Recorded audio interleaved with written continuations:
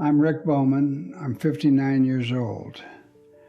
I'm recording this from a prison visitation room, and I'm serving a 40-year sentence for armed robbery. I haven't hugged my children in 17 years. Let me tell you what happened. Honestly, I need you to understand this. I threw away my entire life for a stupid planned mistake that took less than 10 minutes. I see people on the outside complaining about traffic, about their jobs, about a bad day, and I want to scream. You have no idea what you have. You have no idea what it costs when it's gone. Let me explain. It started in 2008. I was 44. My life had fallen apart piece by piece. I was raised in Belmont in Pueblo. It's a steel town neighborhood. My parents worked hard and I followed that path. Got my high school diploma, became a mill equipment operator. It was a solid blue-collar life. I got married, had 2 kids. But then the divorce, and not long after that, a layoff. The ground just fell out from under me. I was drowning in bills and child support payments. I was bitter. I felt like the world had kicked me and just kept kicking. That feeling, that desperation, is where the bad ideas take root. You see, my brother Mike, he saw me struggling. One night we were having cheap beer in my kitchen. He floated an idea. He called it a quick score. He'd cased a place, a small family-owned jewelry distributor. Said it was cash heavy and easy in and out. He made it sound simple, like a transaction. It wasn't a spur-of-the-moment thing. We planned it. It was a stupid, permanent solution to a temporary problem. The idea festered. What started as a desperate fantasy began to feel like the only way out. The night before we did it, Mike and I sat in my truck. He had the ski masks. He had the one pistol. We talked about the money like it was already ours. We talked about paying off debts, about getting right with the world. There was this nervous excitement in the air. I felt a twisted sense of control I hadn't felt in months. We were going to fix everything. That was the lie we told ourselves. The next day we acted on that lie. We drove to the place. We walked in. It smelled like coffee and dust. The owner, an older man, was behind the counter. Mike showed the gun. It was supposed to be simple. Show the threat, get the cash and some loose gems from the safe, leave. But the man froze. Then he yelled. He just started yelling.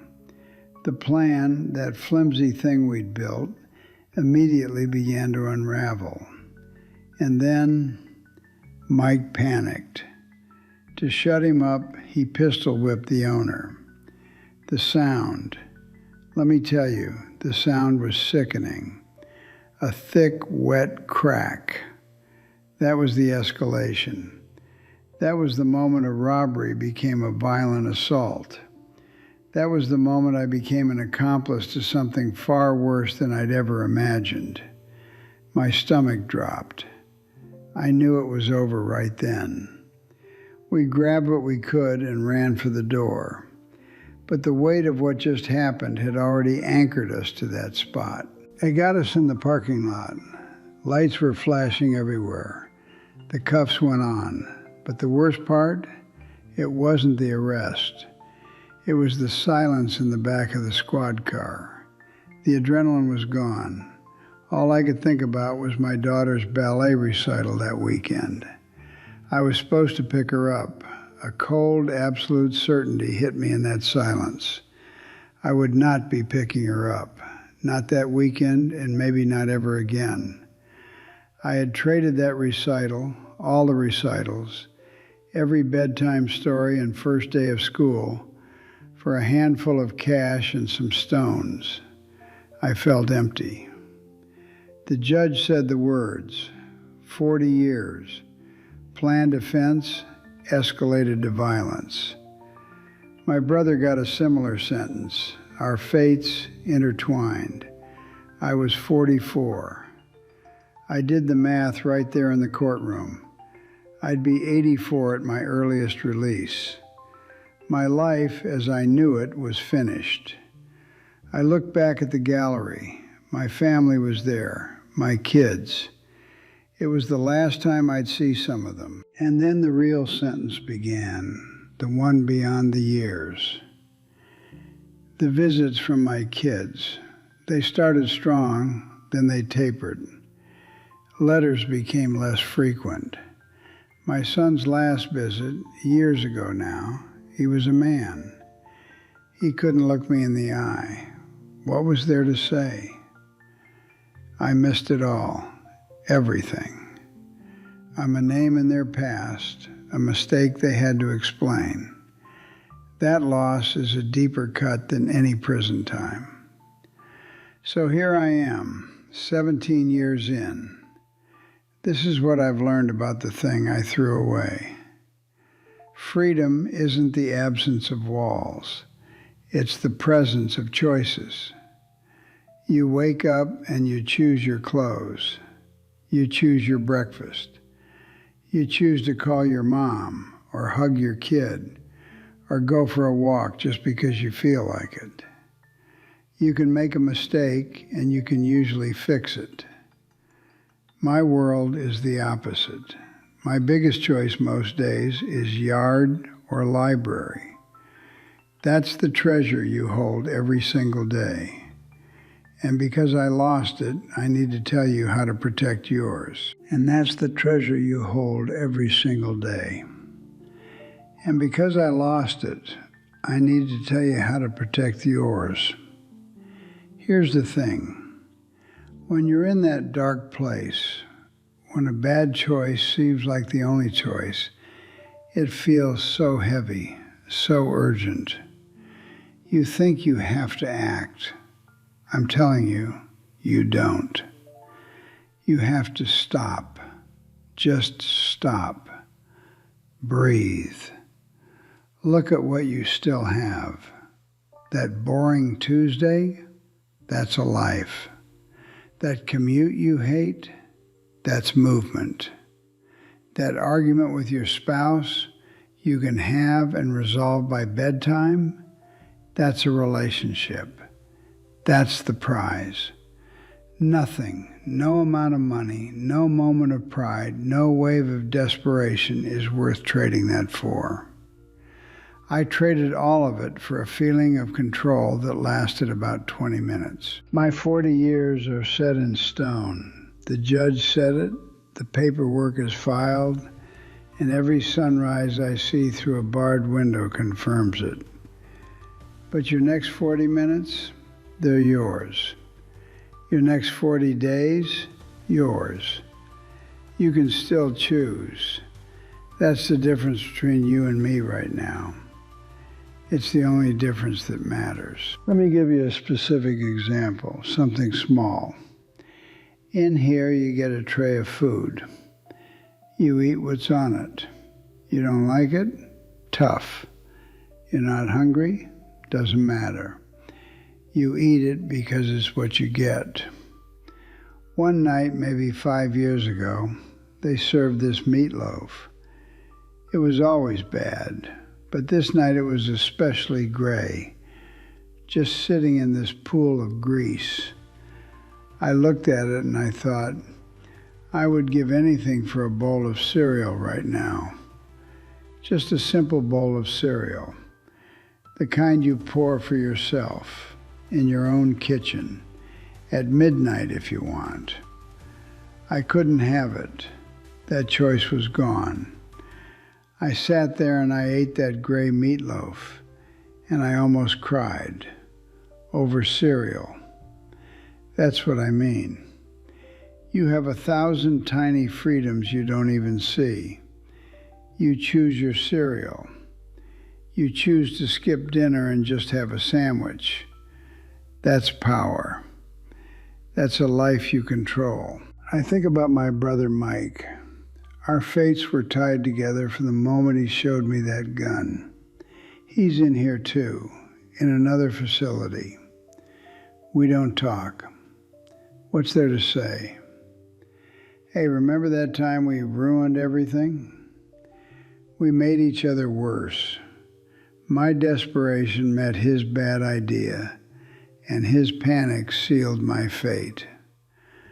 That's what happens when your growth or your destruction is tied to someone else's. You stop being your own person. You become part of a bad equation. I loved my brother. I still do, in a messed up way. But we are the reason the other one is dying in here. That's a hard truth to swallow every day. And my kids. You know, I said my son's last visit was years ago. But there was a letter about 2 years back from my daughter. It was short. It said she was getting married. She said she was happy. She said she hoped I was well. She didn't ask about me. She didn't tell me about the man she was marrying. She just stated a fact. It was like a notification. I read that letter 100 times. I looked for some hidden warmth, some crack in the door. It wasn't there. It was just information. That's what I am to her now. A fact. A piece of difficult information from her past. I cried over that letter more than I cried when they sentenced me. The sentencing was an ending. That letter was the proof of what the ending really cost. So when I tell you not to waste your freedom, I'm not talking about some big philosophical idea. I'm talking about the cereal. I'm talking about the ability to call your kid when you get that letter and say, "Tell me everything about him. I'm so happy for you." I can't do that. I had to sit in my cell with that letter and scream into my pillow because the noise of my grief would have gotten me in trouble. You have time. I don't. I'm 59. I've served 17 years. I have 23 to go, if I even live that long. My body is getting old in here. My back hurts from the cot. My eyes are going.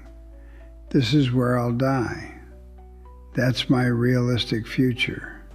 But you have a tomorrow that isn't already decided for you. You can change your mind. You can apologize. You can start over. That's the miracle you walk around with every day and don't even know it. That feeling you get when you're backed into a corner, when you think you have no options, that's a liar. It's the biggest liar in the world. I listened to it. Mike listened to it. And now we have this room, this camera, this silence where my family's voices should be. That silence where my family's voices should be, that's the real punishment. The years are just the container it comes in. And the hardest part, the thing that really breaks you, isn't one big moment. It's 1,000 small ones you never saw coming. Let me tell you about one. It was about 3 years ago. I was in the library, which is just a corner of the rec room with some old paperbacks. I was looking for something to escape into, and I found this dog-eared copy of a John Grisham novel. I opened it up, and there, on the inside cover, was a child's drawing, in crayon. It was a stick figure family, a mom, a dad, a little boy, a little girl, all holding hands under a smiling sun. And it was signed in that big wobbly handwriting kids have, "To Daddy, love, Emily." Some inmate years before me had gotten this book from his kid, and he'd left it behind. I just stared at that drawing. I couldn't breathe. I remembered my daughter. She used to draw me pictures like that. She'd slide them across the kitchen table to me. I'd say, "That's great, sweetie," and stick it on the fridge without really looking. Just a thing dads do. But in that moment, in that prison library, I would have given anything, my other arm, my other eye, anything, to have one of those drawings back, to really look at it, to see the care she put into the sun's rays, the way she colored in our clothes. I'd thrown away the right to be the daddy in that picture. I sat there at that metal table, surrounded by the low buzz of other men trying to escape, and I cried. I just put my head down on that book and cried over a stranger's kid's drawing, because it was proof that I'd once had that too, and I'd been too stupid to understand its worth. That's what this place does. It gives you all the time in the world to understand the value of what you lost, and it takes away any possible way to get it back. It's a special kind of hell. And my brother Mike, I think about him. Our fates are tied, like I said. But you know what's worse than the anger? The pity. I pity him, and I know he pities me. We destroyed each other. That love is still there, buried under miles of regret and concrete, but it's poisoned, completely poisoned. He was my little brother. I was supposed to look out for him. Instead, I followed him into the dark, and we both got lost forever. Sometimes I wonder if he's sitting in his cell right now, having the same thoughts. If he's looking at some stupid thing that reminds him of his kids. I hope he is. And I hate that I hope he is. That's the knot this place ties you in. The communication with my family tapered off to nothing. It wasn't a fight.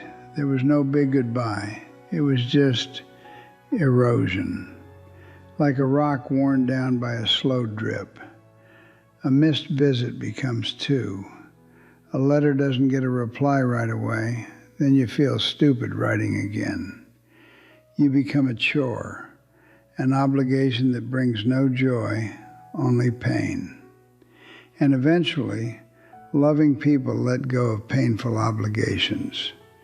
They have to live their lives. I understand that now. I don't blame them, not one bit. If I were them, I'd have let go of me a lot sooner. My son, his last visit. I keep coming back to it because it was the final door closing. He was in his mid-20s, a man. He had a beard. He sat across from me and he talked about his job, his apartment, surface stuff.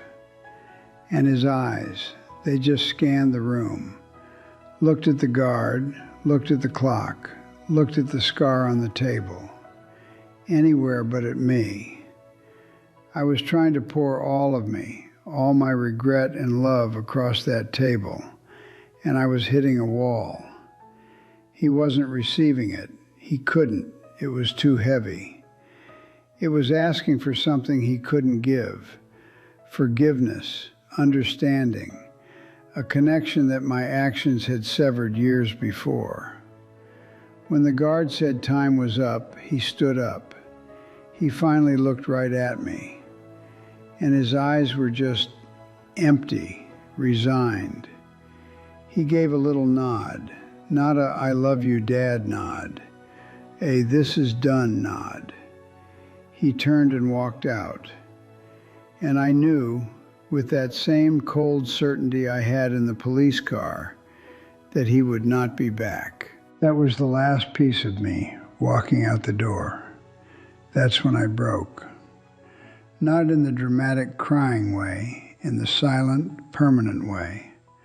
Something inside me just switched off. The hope that I could ever fix it, that I could ever be something other than the mistake that hurt them, it just died.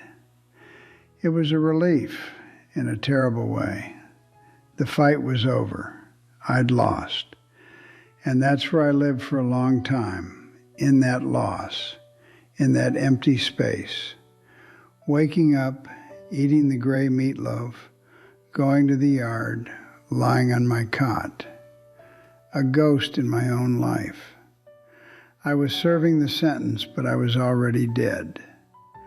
The man I was, the father, the brother, the son, he was gone. All that was left was a number and a regret. But here's the thing that finally got through to me, even in that dead place. It was another small thing. A new guy came in, young, maybe 22, terrified. He reminded me of my son around the eyes. He was crying in his bunk his first night, trying to hide it. And I felt nothing, no sympathy, just annoyance. I thought, shut up, you made your bed. And then later I hated myself for that thought, because that's what this place wants to do. It wants to kill the part of you that cares about anyone, even yourself. It wants to turn you into stone. I didn't want to be stone. Even if I had to be stone on the outside to survive, I didn't want to be stone on the inside. That young kid didn't deserve my contempt.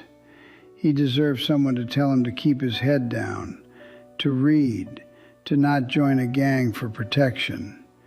He was just a stupid kid who made a bad choice, like I was once a stupid man who made a catastrophic one. That was the tiny crack, the beginning of understanding. I realized my punishment wasn't just missing my life. It was becoming someone I hated. And if I let that happen, then they really took everything. They took my future, my past, and they took my soul too. I had to find a way to hold on to one piece of myself, even if it was just a sliver. Even if it was just the memory of what it felt like to feel compassion.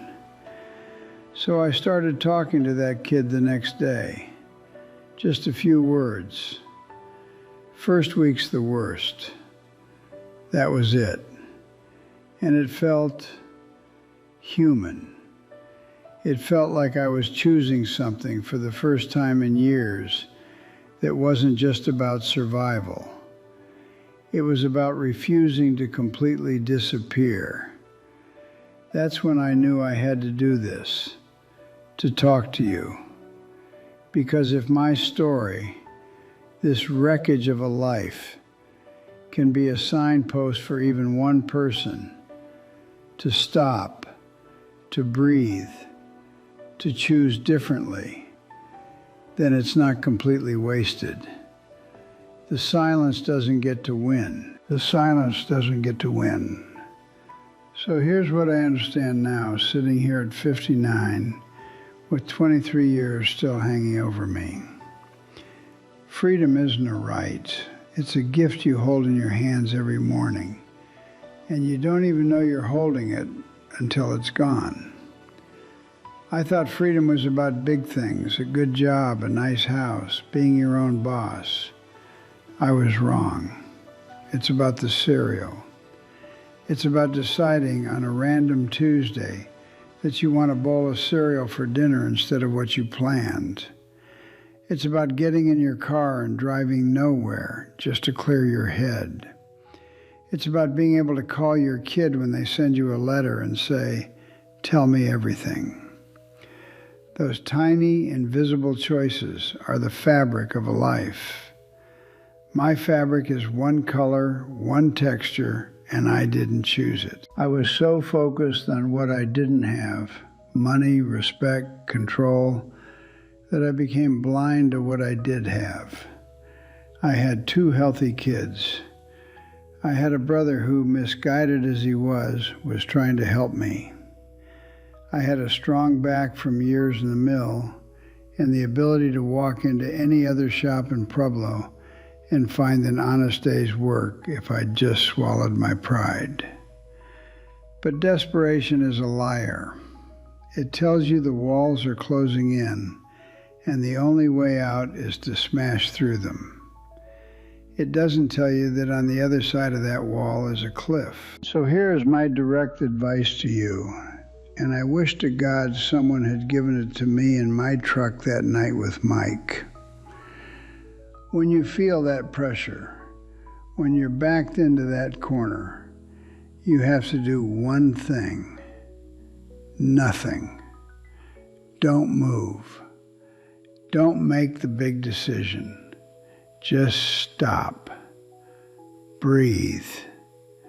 Look at your hands. You are free to use them. You can pick up the phone and call for help. You can write down all the bad options and then burn the paper. You can go to sleep and see if the morning brings a new angle. The problem feels permanent, but it almost never is. My solution was permanent. My problem was temporary. I traded a temporary problem for a permanent cage. Don't do that. Ever. Protect your freedom like it's the only thing you own, because one day it might be. That means protecting your peace. It means walking away from people, even people you love like a brother, when they bring you a poison idea wrapped in a solution. It means valuing your boring, mundane routine more than any quick score. Your commute, your grocery shopping, your bills. That's not a prison. That's a life being lived. I'd give anything to have those burdens back. Anything. And protect your relationships. They are fragile. They are not obligations. They are privileges. I thought my kids would always be my kids, that the title of father was permanent. It's not. It's a role you have to earn every single day with your presence, with your attention. I failed to earn it. I became a difficult piece of their history, and they had to move on to build their futures. If you have people in your life who still answer your calls, who still make time for you, you are richer than you know. Don't take that for granted. Don't assume they'll always be there. They won't. Nothing is guaranteed except the consequences of your own actions. I don't have much hope left for myself. My hope is realistic. I hope I can get through today without causing more pain. I hope I can find one small thing to be grateful for, like the sun on the yard wall. I hope I can occasionally feel human, like I did when I talked to that scared kid. But you have a world of hope. You have tomorrow. You have the ability to change your mind, to apologize, to start over, to choose differently. You have time that I do not. That is your power. Don't squander it believing you have none. That's why I'm talking to this camera. If my story, this wreckage, can be a signpost for one person, just one, to stop and choose differently, then maybe all of this isn't completely wasted. Maybe some good can come from it. This channel lets people like me share these hard lessons. If what I've said today hit home for you, if it made you think about the choices in front of you, then hit that subscribe button. Turn on the notifications. There are other stories here, other warnings and bits of wisdom from people who learn things the hardest way possible. You might need to hear one of them next. Leave a comment down below. Tell me, what's one small freedom you're grateful for today? Is it your coffee? Your walk to the mailbox?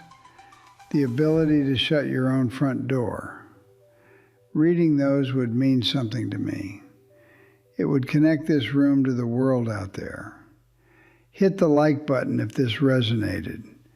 If it made you think of someone who's standing at a crossroads, share it with them. Send it quietly. Maybe it'll help. And if you have a story of your own, something you lost, something you learned too late, there's a form in the description. Maybe your story could be the one that helps someone else. Maybe we can turn our regrets into something useful.